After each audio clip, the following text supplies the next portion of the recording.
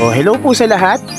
Sa oras pong ito, gusto ko lang po kayong i-update sa farm lot po namin dito po sa KM72 sapagkat gusto ko pong ipaalam sa inyo na ito pong lote na ito na may bakod na nasa corner lot po ng farm, ng property po namin dito. Kung maalala nyo po, ay hinahanapan ko to ng kapitbahay. And good news kasi may kapitbahay na. Okay, meron na pong nakabili nito pong lote na ito. Alright, and ipapakita ko po sa inyo na isang linggo lang ang nakalipas.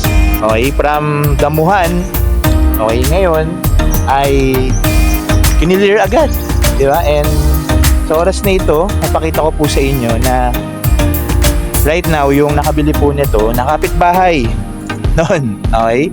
Bilis lang, ay nagpalinis na siya. Ipapakita ko po sa inyo kung gaano kaganda yung nakuha niyang lote. So, tingnan nyo naman. Okay. Ganda ng lote na nakuha niya. Okay. So, hindi mo yan ma-appreciate nung madamo pa, pero nung nalinis, di ba, ang ganda.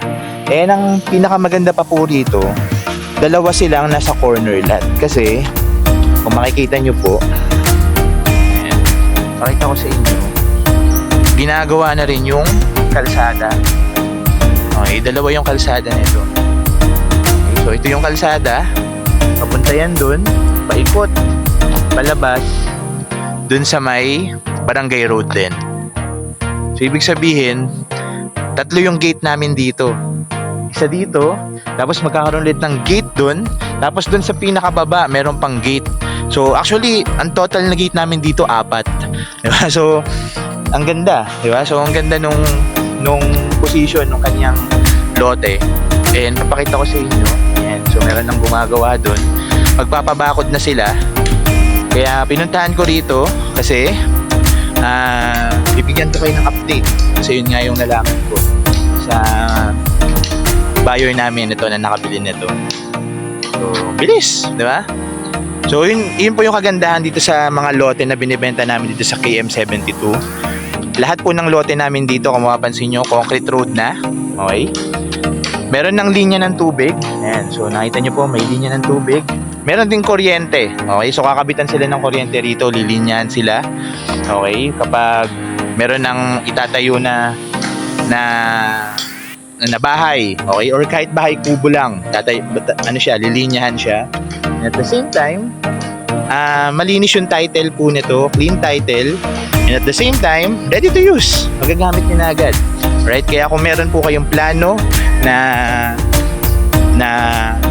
pero kayong dream house, okay? So, plano nyo rin magkaroon ng retirement house or gusto nyo lang magkaroon ng family getaway, ito pong lugar na ito sa farm lot po namin sa KM72 ay perfect para sa inyo.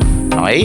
So, kung meron po kayong tanong, bibigay ko po sa inyo yung lahat ng mga detalye. PM nyo lang po ako.